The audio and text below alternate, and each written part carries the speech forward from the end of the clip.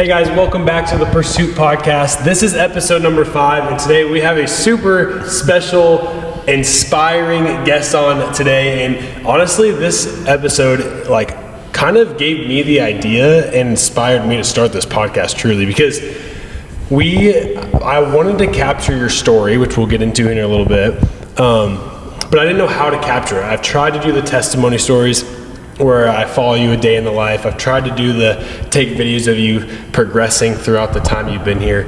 But the podcast just came into my mind, and I'm like, this would be a perfect way to really hear it from you and hear your experience rather than me trying to make a video. So anyway, let me get into this introduction.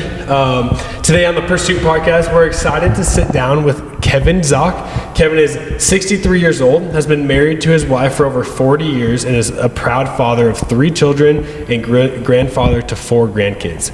Professionally, Kevin has spent the last 16 years working at PayPal and is now approaching a season many people dream about, which is retirement. But what makes Kevin's story so powerful isn't just his career or his longevity in marriage, it's his commitment to growth, health, and showing up well for his family in every stage of life. And Kevin's journey is a reminder that it's never too late to pursue strength, purpose, and a better version of yourself. So we're excited for you to be here. All right, great to be here. Yeah. Have you ever done a podcast before? No, I haven't. Okay, you're the first for everything. I love it. No, we just appreciate you coming on. Like I said, this is literally you inspired, or you were a big reason why we wanted to start this podcast. And so we've been waiting for this episode. We used the first 4 to warm up for you, which were all great as well. But yeah, so tell us a little bit just about you, as far as where you come from, where you're from. Are you from the Omaha area, and just childhood and stuff like that? Okay, sure. So grew up in Nebraska, a small town about 100 miles from here. That's where I met my wife when we were both still in high school. That's why I've been married for more than 40 years. Okay. We traveled the country a little bit. When I graduated from college, I took a job in Detroit.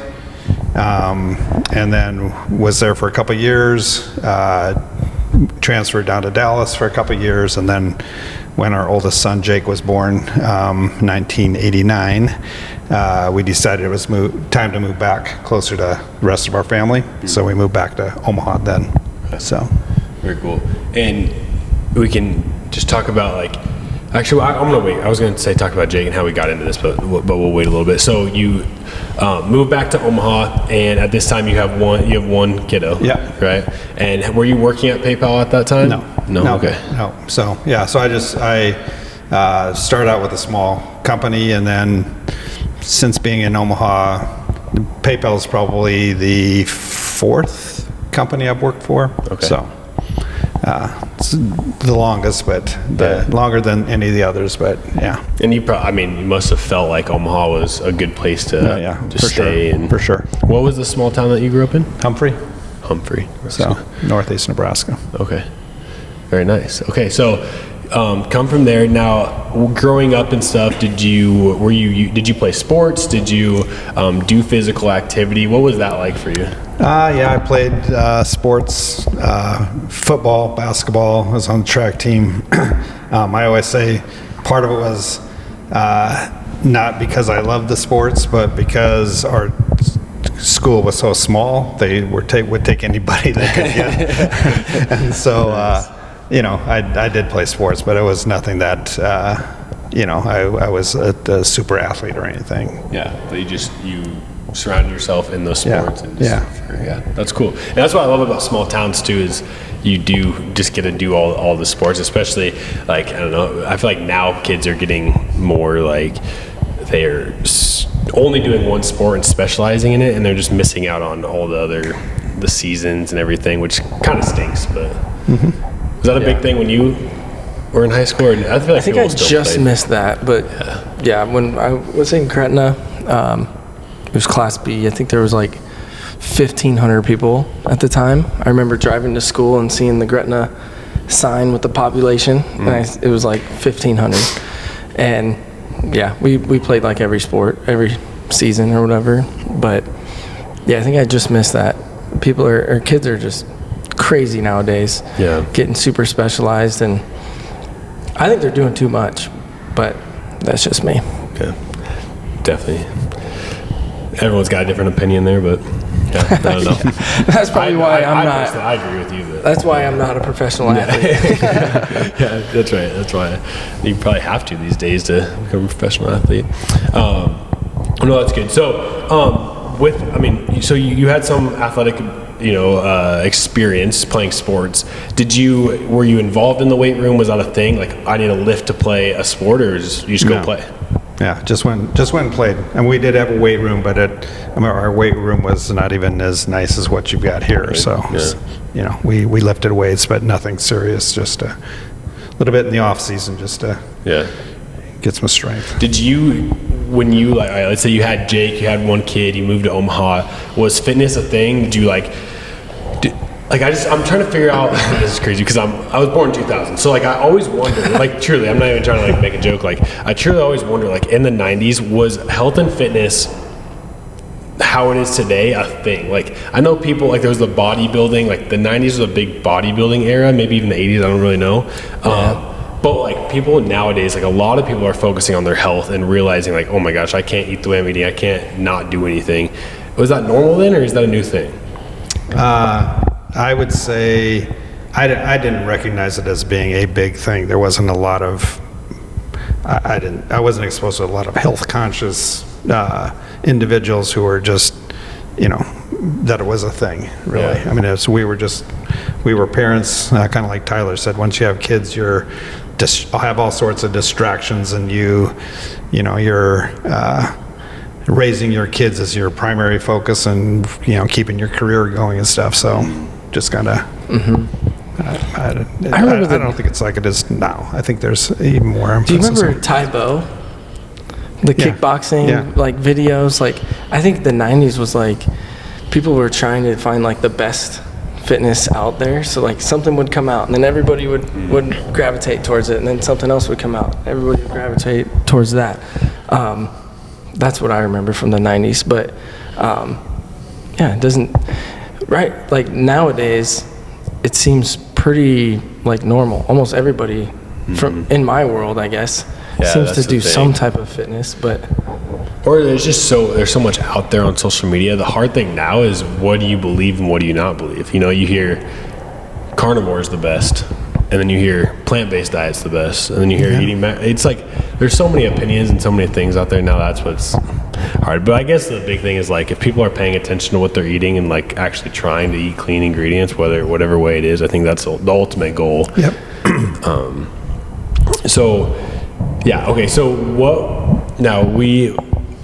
Your story is really cool because you obviously had a pretty crazy experience of you just going through life, right? You probably didn't have, and you can tell us more. Did you have any alarms? Where you need to go into the doctor, and give us the whole rundown of you're just living your life, and then all of a sudden one day.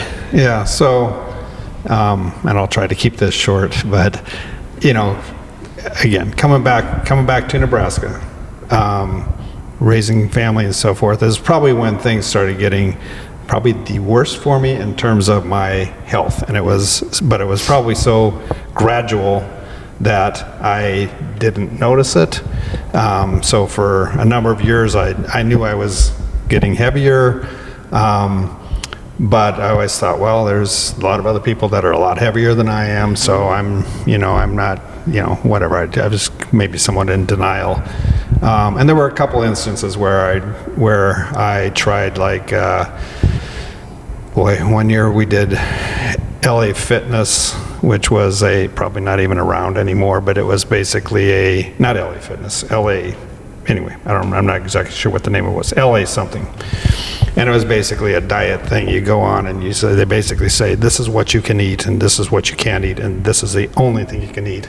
So for 6 weeks, you checked in, and I was only eating salads and with a chicken breast on it. By the time those 6 weeks were done, I thought, wow, I feel pretty good, but I never want to eat another chicken breast as long as I live, right? So then it just flipped and I went, then I kind of fell off.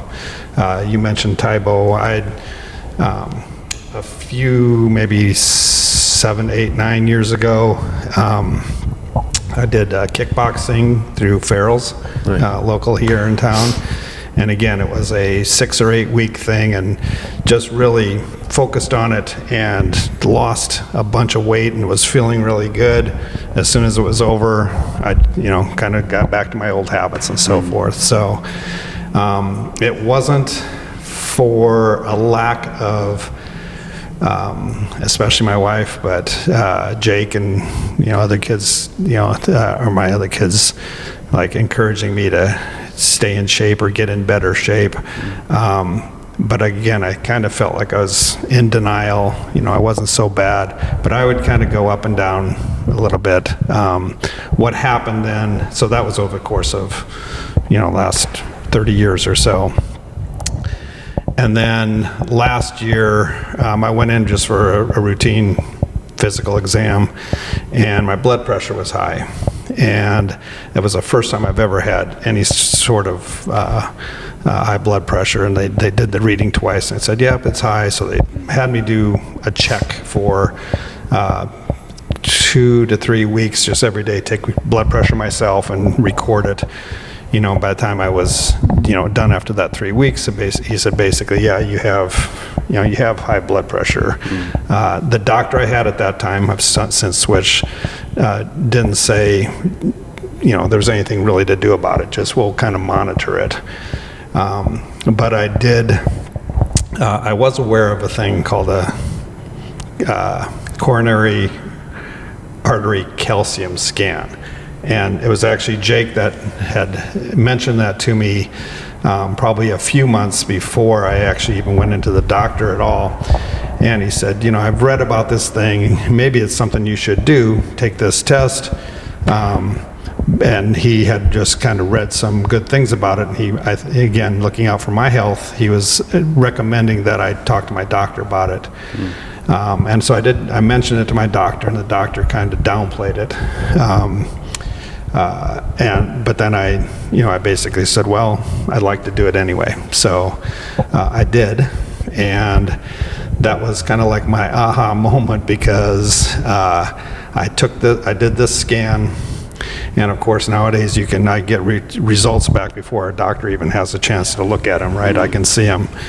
As soon as I saw my results, I went into ChatGPT and said, hey, I just got this test done. This is my results. And ChatGPT said, you're way off the chart of a really high score. So I did some more research, and I thought, wow. I called my doctor back before he had a chance to call me, and said, hey, this is my score. I didn't tell him ChatGPT recommended this, but basically it should get set up a visit with the cardiologist. Will you open that? Sorry. Oh yeah. So I had a cardiology appointment that was scheduled for a couple months later, and at that point, when I saw those scores, I was just okay. Something. Everybody in my family was ready to put me on bed rest. Don't do anything to stress him out because he might have a heart attack or whatever. I mean, there's all this crazy stuff, and I thought, well, it doesn't say that my doctor didn't say you need to get to the emergency room. He said, you should see a cardiologist. Let's just wait. But during that time, then.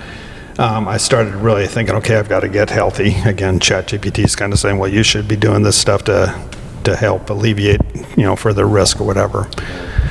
So I started eating healthier and so forth, started losing some weight, went in to the cardiologist, and they basically said, yeah, your score is really high, and we're going to... A high calcium score does not mean there's there's any action that needs to be required other than you need to change your lifestyle. You need to lose some weight, you need to exercise, you need to go to a gym, to watch what you're eating. Here's the things you should be eating, here's the thing you shouldn't, and then we're going to do a bunch of tests as well. So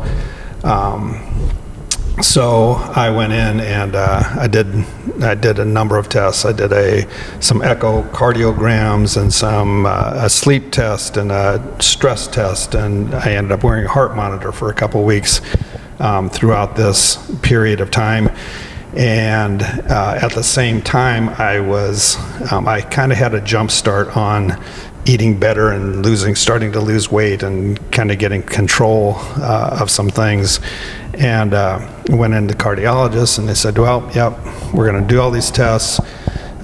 There's nothing that we see through all these test results that show anything specific, like, hey, you've got clogged arteries here or whatever, and you need some sort of a medical treatment to get over that. But basically, change your lifestyle, and we're going to monitor you, every few months. We're going to have you come back in. We're going to keep doing tests and make sure things are under control. So including, cholesterol, medicine to reduce my cholesterol, and so forth, and medicine for the high blood pressure. One of the things, though, that he said was, you need to get more exercise. You need to work out. So, I went home and I thought, well, I looked at the Gretna YMCA. What's a membership fee? Do I really think I need to pay a fee to go work out? I should be able to do it on my own. Yeah. But I thought I better take the doctor's advice. So I'm kind of looking at that, and I had shared all the information I got from the doctor with my kids and the family, and Jake said, and I kind of forgot that he was even coming to NC Fit at the time. Yeah. But he said, Dad, why don't you try NC Fit? And he started telling me, he said, hey, Tyler, Easton, Scott, he said, they're great to work with, they're great coaches. You should give it a try. And I was a little bit reluctant because, coming into a gym and actually doing, why not just go to the Y and get on a bike 3 times a week and then I'll be good. I'm glad I didn't do that. Yeah. But I figured I'll give it a try. And Jake said, it's unlike, probably a lot of gyms where everybody in there is training, looks like they're training for the Olympics, right? There's a bunch of different levels, and the exercises and routines and stuff can be kind of tailored back. Some you'll be good at. You're always going to try and continue to improve yourself, but don't think that you're going to be judged by the fact that you may not be as good at one thing as another as everybody else. So I called, sent a note or whatever, and Tyler reached out and said, yeah, come on in for some one-on-one sessions. So I did that. That's how I got here. That's how you got here. That's so cool. You were going to say something? I just remember that call when you called me. We had a long conversation, but I could feel that, that you had some real concerns, that you had some serious health going on. But I could also feel that you're a little worried about the classes and stuff. But then I'm just so glad that you took the leap to go for it. And we started with those one-to-one sessions, and I think those really helped. And then you came around and started doing the group classes, and you were ready to rock. But yeah, you could. I remember in your voice, you knew you had to get serious. But and I can tell you, I thought when I first came in, I was looking at you and I was thinking, I wonder if he's concerned that I'm gonna, do something and have a heart attack. Like he's looking around the room to see if he has one of those AED devices or something. But yeah, so it didn't come to that. Hopefully not. It won't. But anyway, yeah. So it was a good move for me, and I was still pretty intimidated. I'm still a little intimidated. Not so much now. It's because it's been a year, but coming into those first classes where there were 6 or 8 or 10 people there, and just trying to remember what is the technique. So I still have a lot of things. I still have issues with technique and so forth, but I thought, I don't want one of you guys to have to, okay, everybody else go on and do the thing, and we're going to stand over here and we're going to help this old guy try and figure these things out or remember. But I do appreciate the support for sure. And when I am working out, like even yesterday or Monday, you said, hey, when you're doing this, I would think we're doing back squats. You said, come back or come up on your heel. Make sure you're coming up on your heels and not the front of your feet. Because it's better for you and you're going to get a better workout. So I do appreciate all those little tips along the way, because I'm still learning, but I'm comfortable and I look forward to coming in the gym. I really do. That's so cool. Yeah, don't feel like you're the only one either, because if you watch, like I was correcting someone who's been doing this for 8 years, and I'm not saying that they do a lot of things right, but there was one thing where I could really help them with. And so even me, Scott told me something yesterday when he was coaching me in class, and I was like, oh, that was a good tip. So don't feel like you're the only one. But the coolest part about what you just said was you're 63, and you said yesterday we were back squatting, and that just I don't know, I got the chills. That's so cool. There's not that many people that would even think to put a free weight on their back, a barbell, and do a squat, because they think they're going to get hurt and it's dangerous. But it's when you're doing it the right way, it's not. And what you're really doing is preventing injury, because we're getting stronger, more mobile. And it's not like the first day you put 2 45-pound plates on the bar, right? You've slowly built up, and we're still working on mobility. We're still working on technique. Yeah. So, and I think a lot of people think that way. Like you were saying, maybe I'll just go to the Y and hop on a bike 3 times a week. But what you really need is strength training. And I think I told you one of the first days, I'm like, the burpee is, you got to learn the burpee, because you got to be able to get off the floor for as long as you can for the rest of your life. So we did a lot of burpees, I feel like, to start.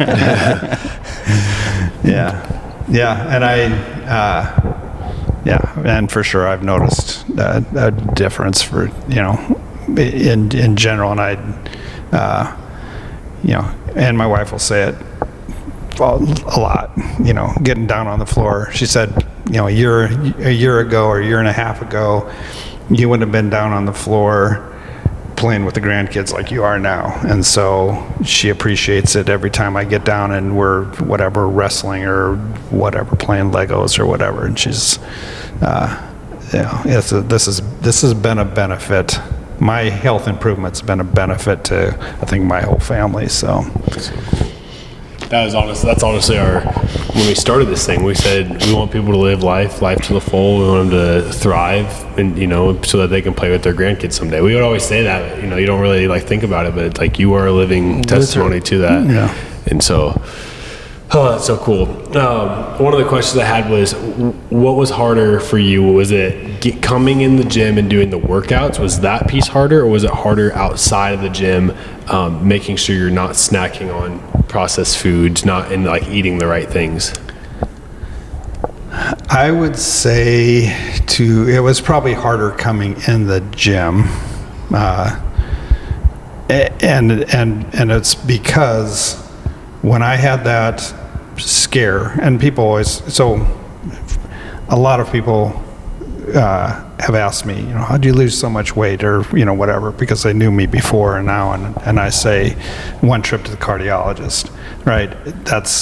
I don't have to tell you anything else other than I went to cardiologist, and that was my aha moment. And it really wasn't, I didn't find it terribly difficult, and I don't find it terribly difficult now to eat much healthier, and I've changed a lot of habits. And I had a lot of bad habits that I've just been able to just turn off, because it's so important to me to be there and be healthy and live longer than what it could have been if I hadn't changed my habits. So do you feel comfortable? Would you share some of those habits that you're talking about? Well, I mean, going out to eat and just getting and thinking of places you could go to eat where that the plate that they give you is way more than any human needs to eat. Getting your money's worth, right? But that's just kind of like, oh, let's go here because I know that they've got this giant plate of cheese overflowing the tacos or whatever. I mean, habits like that just I think I was aware that it wasn't that good for me, but I thought, so what? I'm out, with the family, whatever. And snacks and stuff we had at home. So easy, especially because I've worked out of home office for a number of years now. And to get up from the desk, go down to the kitchen, and the first thing is I'm gonna grab something to drink, and I'm gonna open the snack drawer just because I'm down here. Yeah. And the snacks that we had were not healthy snacks. Yeah. Oh yeah. Now we've replaced them. We haven't replaced all of them in the house because I'm not the only one that lives there.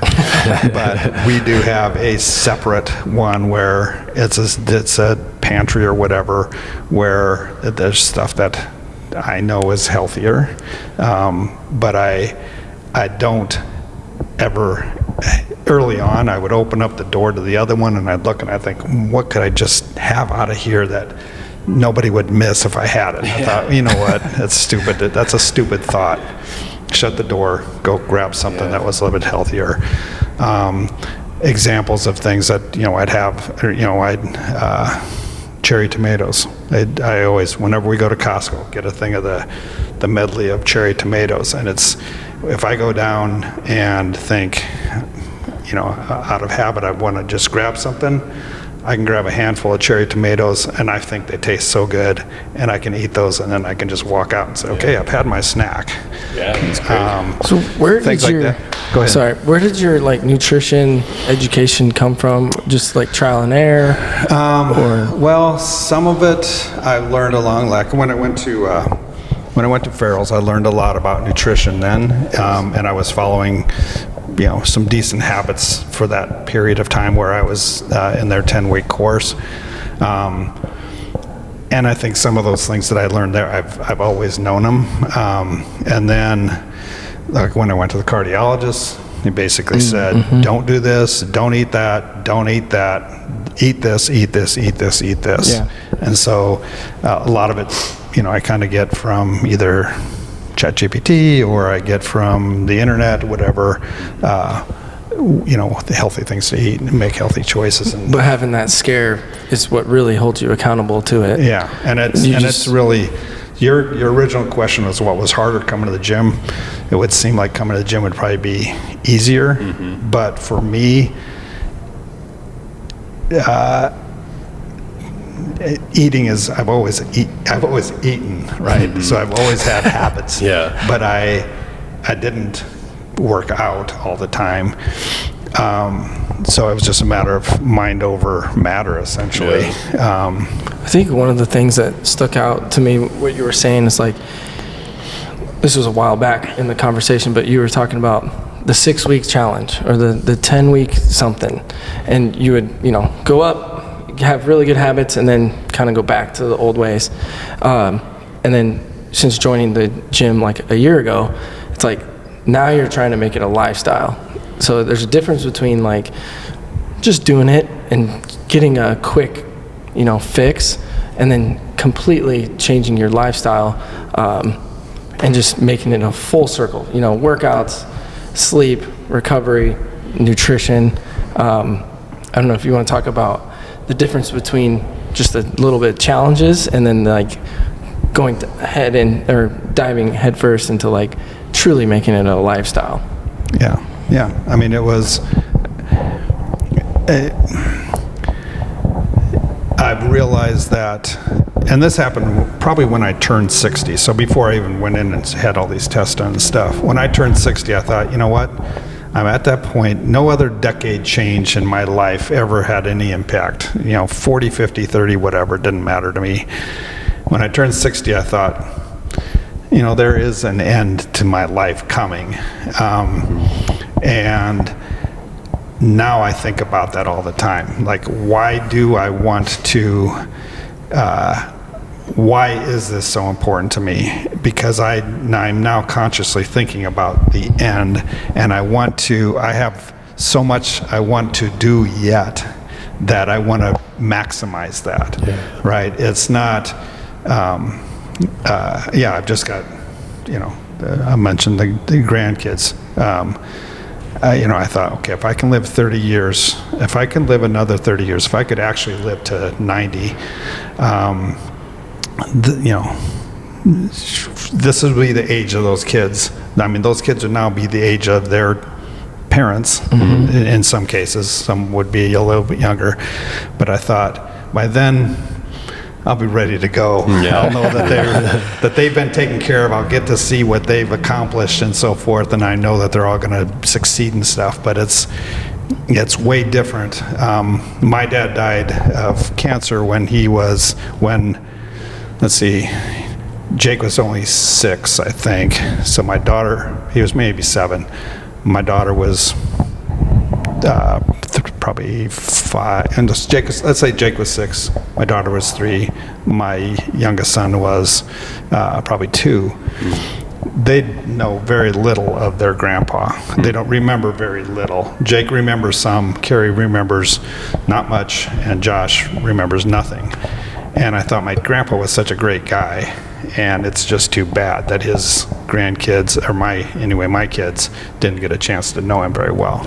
So I thought, okay, that's a reason for me to hang in there so that they get to know me. They may not like me all the time, but they're going to get to know me.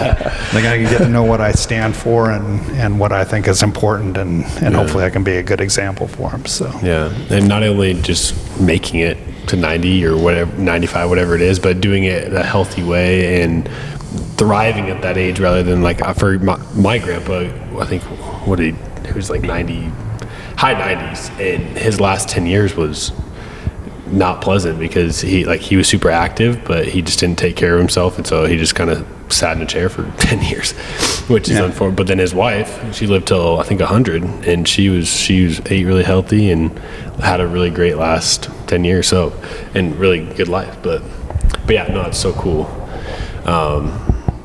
that you have a purpose. You have a purpose in life, and I feel like so many people can just be like, oh, I've hit this age, everything's downhill from here. But like, you're thinking you've changed your mindset where you're on the way up.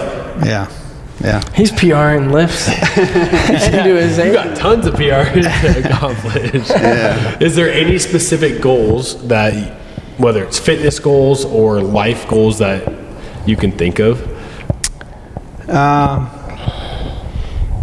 have to pause here a little bit. I mean, fitness goals, I've got a ways to go, for sure. From a fitness perspective, you always you mentioned a lot of, we're going to get that flexibility back. There's something that's missing there, but, we'll keep working on it.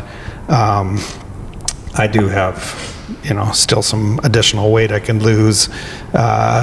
Did that in-body scan, and I was fairly happy with the results I got from that, because it said my muscle tone was good for my age, but I could afford to lose some more lbs, which I plan on doing.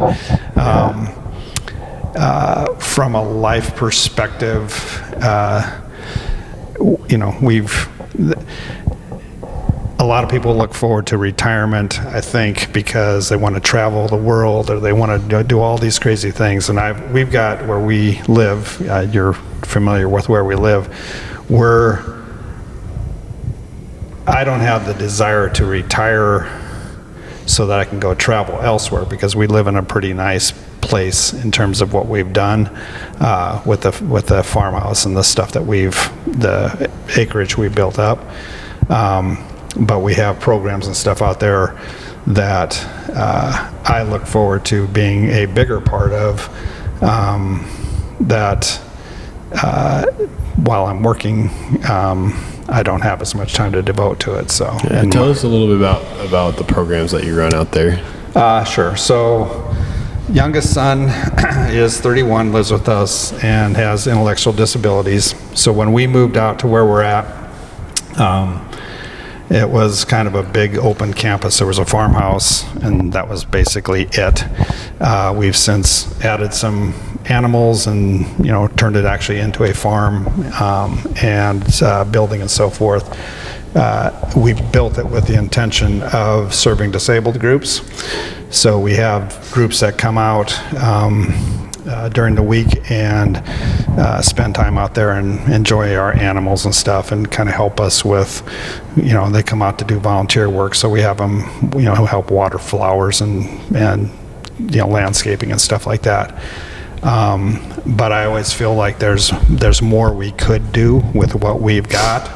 Right now I don't have all the time that I need to devote to that. My wife devotes nearly all of her time to just making sure the place looks as good as it does. That's awesome. So that's so cool. Then maybe the next step is putting a gym in there so they can do a little workout and then go. We've got another barn that we're renovating, and we could probably fit some barbells and weights in there. Let's do it. Oh, I love it.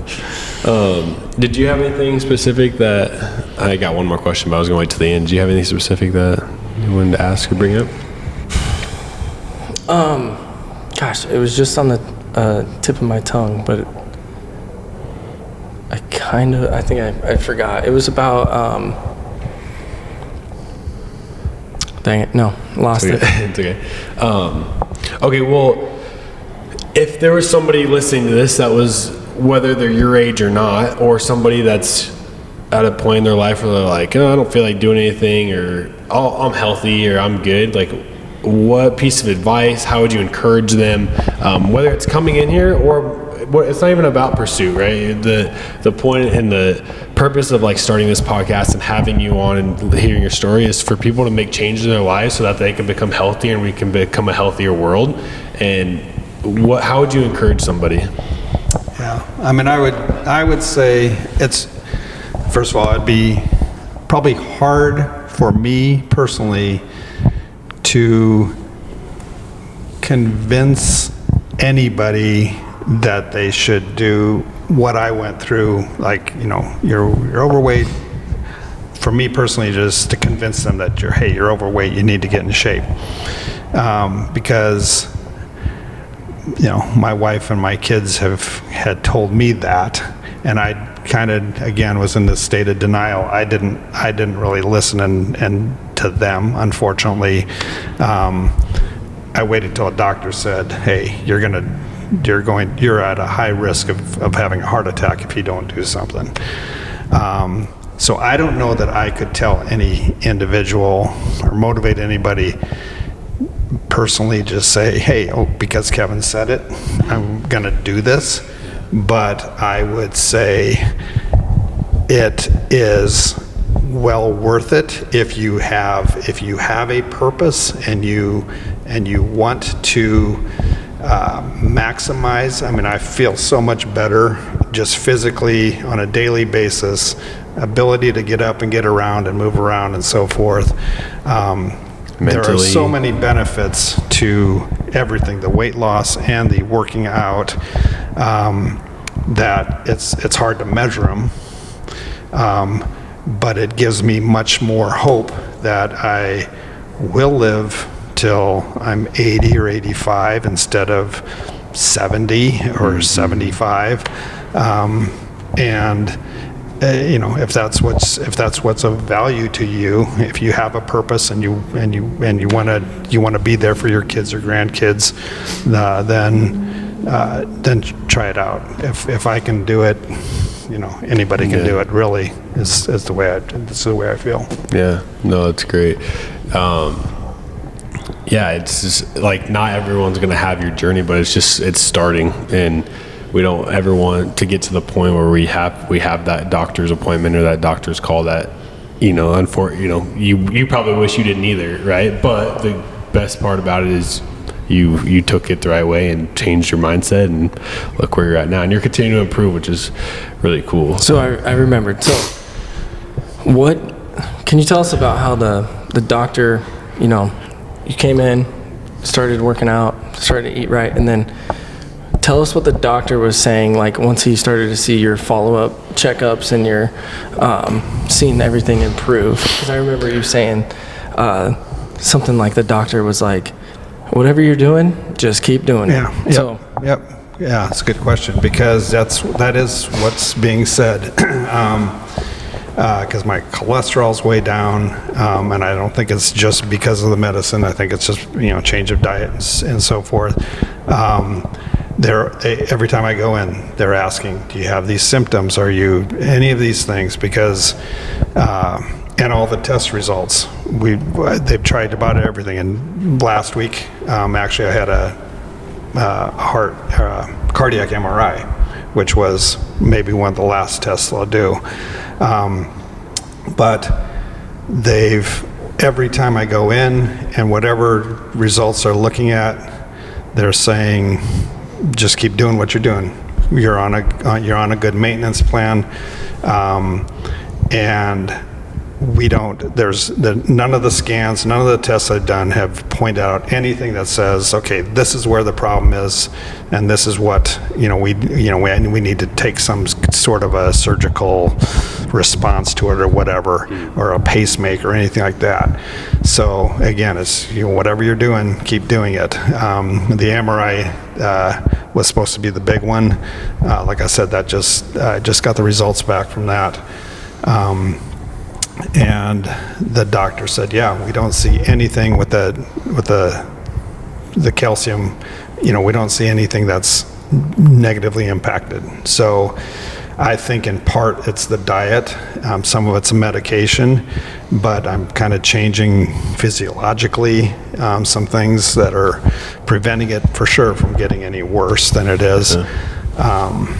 The interesting thing is they're going to do one more test. I said, well, your heart is slightly enlarged. And I was thinking, well, it's good if someone says you have a big heart. I'll take that as a compliment. Right. But yeah, so they're going to do one more thing to look at some stuff, but it's nothing serious. And again, it's just a commitment I've made to myself and to my family, and I'm glad that you kind of took your health into your own hands, because in the very beginning you were saying that the doctor was just like, there's nothing you can really do about it, and you're like, well, let me look this up. And ever since then, you kind of took this hands on the steering wheel, and you're like, I'm gonna figure this out, and that's kind of what it takes. What you were saying, you can't motivate somebody into this. It has to come from within. So I thought that was cool.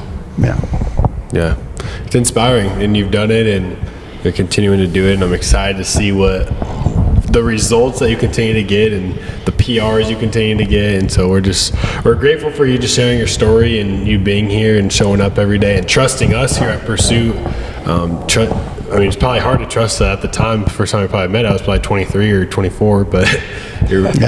Like, what are these guys? Yeah. Well, you came highly recommended from Jake and Alice, and so they both said you'll love them, and they forewarned me about any whatever. I shouldn't even Easton's question of the day. His games he's gonna make you play. And I honestly do. I don't mind being the grandpa in the building. One of my best recollections of the question of the day or whatever. You asked a question, and it was something about a media TV show or something.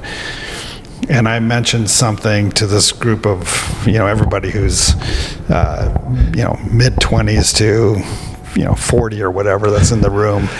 And I said, my response was something about Gilligan's Island, a TV show. And I said, I remember when that show was film on the TV, it was black and white. And I remember when, the one season all of a sudden it was in color, and that was like a big thing. And to me that was impressionable. So I was probably 6 at the time, or 7 or 8, or whatever. And all these eyes got real big, like, I can't believe that we got this is an amazing story. I didn't even knew there was black and white TV. And here we've got a relic that's that's actual so experiences. So I don't mind being the old guy in the room anymore. I love that. That's so I always cool. look forward to your answers. Yeah, me too. Yeah. I feel like you soak everything in. Like you're kind of quiet, and then you'll have like a really good answer, and I love it. Every once in a while, Easton will say, "Do you know who sings it? Or you know what song this? Who sings this?" And I'm like, "No." And he said, "Justin Bieber." I'm like, yeah. You're learning. You're teaching me. Oh, that's good stuff. Well, if there's anything else that you have to share, please share it. But otherwise, we just appreciate you coming on the podcast. And Thank you for having me. yeah, that's all we got. Yeah. Signing out.